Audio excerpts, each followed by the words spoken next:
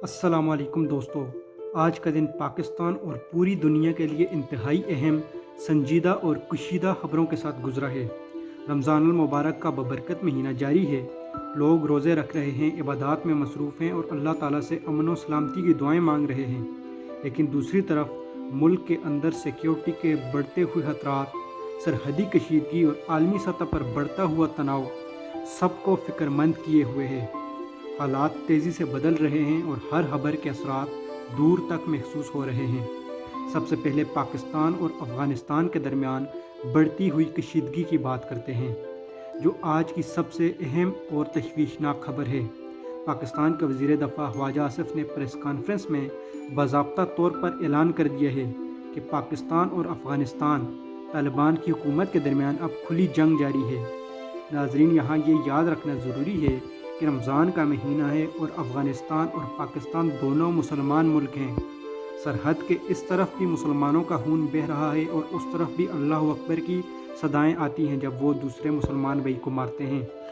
ये ऐलान नाजरीन इस पस मंज़र में किया गया है कि हालिया दिनों में अफ़गान सरहद से दहशतगर्दी के हमले मुसलसल बढ़ रहे थे, जिनमें पाकिस्तानी शहरी और फ़ौजी निशाना बने।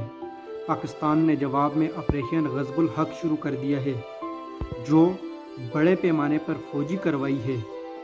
पाकिस्तानी फ़िज़ाइया और आर्मी ने आज के दिन भी मुख्तलिफ़ अफ़गान इलाकों, जिनमें काबुल, कंदहार, पतीका और असदाबाद में दहशतगर्द तंजीमों के मुबैना मराकज़ और तरबियती कैंपों और असला गोदामों पर हमले किए हैं।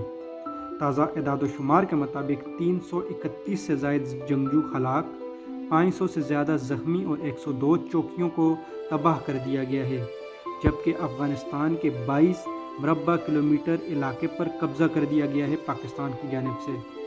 नाजरीन, ड्रोन्स, जेट फाइटर्स और मिसाइल हमले पूरी रात अफ़गानिस्तान के अंदर जारी रहे।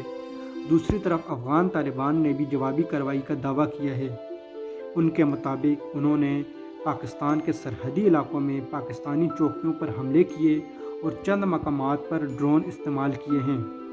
पाकिस्तान के ज़िला बनू में एक मस्जिद पर हमले में 5 अफराद ज़ख्मी हुए हैं, जबकि सरहद पर वक्फे से फायरिंग जारी है।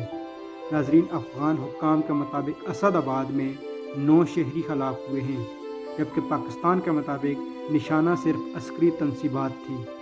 ये सूरत हाल नाजरीन दोनों ममालिक के तल्लुकात के लिए इंतहाई ख़तरनाक है। सरहदी तजारत बंद है, अवाम घरों में महसूर हैं, तालीमी इदारे बंद हैं और सिक्योरिटी हाई अलर्ट पर है।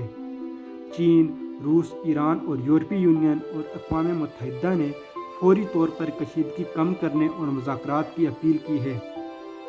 नाजरीन, अहम सवाल ये है कि ये सूरत हाल किस तरफ जा रही है। अगर कशीदगी बरकरार रही तो ये बड़े इलाकाई तनाज़े में बदल सकती है, जबकि ईरान और इजराइल की जंग भी जारी है। पाकिस्तान का कहना है कि कार्रवाइयाँ सिर्फ दहशतगर्दी के खात्मे तक महदूद रहेंगी, लेकिन अफ़गान तालिबान का रद्द-ए-अमल सूरत हाल को मज़ीद बिगाड़ सकता है। नाज़रीन, उम्मीद है दोनों ममालिक मुज़ाकरात के रास्ते पर वापस आएंगे, वरना दोनों तरफ मुसलमानों का बेबहा खून बहेगा और इस दहशतगर्दी की लहर को पाकिस्तान लंबे अरसे तक कंट्रोल नहीं कर सकेगा। नाज़रीन, आज की दूसरी बड़ी खबर और आलमी सतह पर सबसे ज़्यादा तशवीशनाक खबर अमेरिका और इजराइल की जानिब से ईरान पर किए गए बड़े फ़िज़ाई हमले हैं, जो कि आज सुबह किए गए हैं। इजराइल ने इन हमलों को प्रीएम्प्टिव स्ट्राइक करार दिया है, यानी ईरान के हमला करने से पहले इजराइल ने हमला कर दिया, जबकि हम सब जानते हैं कि ईरान का कोई भी हमला करने का इरादा नहीं था। नाजरीन, इन हमलों का मकसद ईरान के जोहरी प्रोग्राम, फौजी तनसीबात और अहम क़यादत को निशाना बनाना बताया गया है।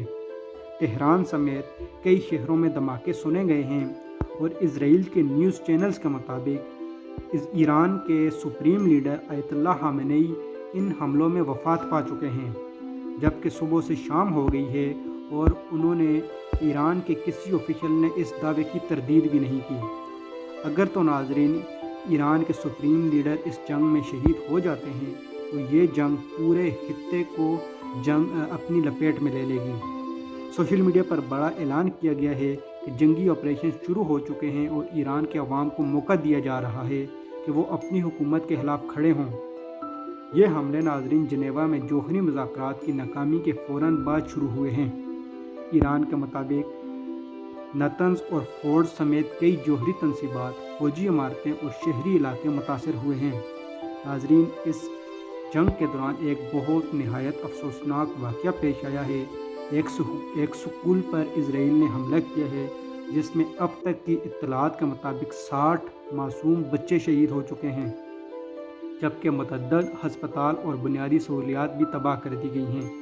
ایران نے جواب میں خلیجی ممالک میں امریکی اڈوں پر بیلسٹک میزائل داغے ہیں، جن میں بحرین، سعودی عرب، UAE، قطر، کویت شامل ہیں۔ امریکی 5ویں بحری بیڑے کا ہیڈ کوارٹر جو کہ بحرین میں شامل ہے، اس کو ایران نے ٹارگٹ کیا ہے۔ ابو ظہبی میں ناظرین ایک شخص ہلاک ہوا ہے اور اس کے شخص کی شناخت پاکستانی کے شہریت کے حساب سے ہوئی ہے، یعنی اسرائیل ایران کے ابو ظہبی پر میزائل حملے میں ایک پاکستانی شہری بھی شہید ہو گیا ہے۔ اسرائیل بھر میں ایئر ریڈ الرٹس جاری ہیں، لوگ بنکرز میں چھپے ہوئے ہیں اور ایمرجنسی نافذ ہے۔ سعودی عرب، متحدہ عرب امارات اور اردن نے اپنی فضائی حدود بند کر دی ہیں۔ ناظرین، یہ جنگ شروع کیوں ہوئی؟ بنیادی وجہ ایران کا جوہری پروگرام ہے، جسے امریکہ اور اسرائیل اپنے لیے خطرہ سمجھتے ہیں۔ ناظرین، مذاکرات کی ناکامی نے صورتحال کو مزید بگاڑ دیا ہے۔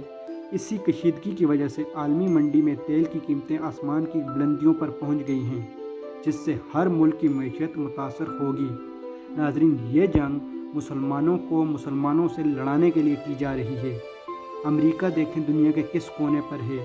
اسرائیل ایران اگر بم مار رہا ہے تو وہ بھی اپنے مسلم ممالک میں امریکہ کے اڈوں پر، اور دوسرے جو مسلم ممالک ہیں وہ بھی امریکہ کی سہولت کاری کر رہے ہیں اس جنگ میں۔ حالانکہ سب کو پتہ ہے کہ ایران کے داند توڑنے کے بعد اسرائیل کا اگلا ہدف ترکی، سعودی عرب اور پاکستان ہیں۔ اللہ تعالیٰ مسلم امت کو ہوش کے ناخن لینے کی توفیق عطا فرمائے۔ ناظرین، اقوام متحدہ نے فوری اجلاس بلایا ہے۔ چین اور روس نے امریکہ کی شدید مذمت کی ہے، جبکہ یورپ نے دونوں ممالک کو تحمل کی تلقین کی ہے۔ ناظرین، اگر یہ جنگ جاری رہی تو مشرق وسطیٰ مکمل جنگ کی لپیٹ میں آ سکتا ہے، جس میں ایران کے اتحادی جیسے حزب اللہ اور حوثی شامل ہو سکتے ہیں۔ ایران نے ابنائے ہرمز بند کر دی ہے، ناظرین، جس سے عالمی تیل کی سپلائی رکنے کا خدشہ ہے، جس کے اثرات پوری دنیا برداشت نہیں کر سکے گی۔ ناظرین، دیگر اہم خبر یہ ہے کہ امریکہ میں بل کلنٹن اور ہیلری کلنٹن نے جیفری ایپسٹین کیس میں گواہی دی ہے کہ ہیلری کا کہنا ہے کہ انہیں ایپسٹین کے جرائم کا علم نہیں تھا، لیکن معاملہ امریکی سیاست میں نئی بحث چھیڑ رہا ہے۔ ناظرین، پاکستان میں عمران خان کی صحت سے متعلق درخواست سپریم کورٹ نے واپس اسلام آباد ہائی کورٹ میں بھیج دی ہے، جبکہ تحریک انصاف کا موقف ہے کہ عمران خان کی نظر کو شدید خطرہ ہے اور ان کی جان بھی خطرے میں ہے۔ عمران خان کی فیملی بار بار حکومت کے اس رویے پر شک کا اظہار کر رہی ہے اور وہ کہہ رہے ہیں کہ عمران خان کی جان کو خطرہ ہے۔ ناظرین، آج کا دن پاکستان، افغانستان کشیدگی، ایران پر حملوں اور عالمی جنگی صورتحال کی خبروں سے بھرا ہوا تھا۔ رمضان ہمیں صبر، اتحاد اور دعا کا درس دیتا ہے۔ ایسے وقت میں ذمہ داری کا مظاہرہ کرنا چاہیے تمام مسلم ممالک کو۔ افواہوں سے بچیں اور اپنے خاندان کا خیال رکھیں اور امن کے لیے دعا کریں۔ ناظرین، کمنٹس میں ضرور بتائیں کیا آپ سمجھتے ہیں کہ یہ جنگیں جلد رک سکتی ہیں، یا کل پھر اہم خبروں کے ساتھ ہم آپ کے ساتھ حاضر ہوں گے۔ تب تک کے لیے اجازت دیجیے۔ اللہ حافظ۔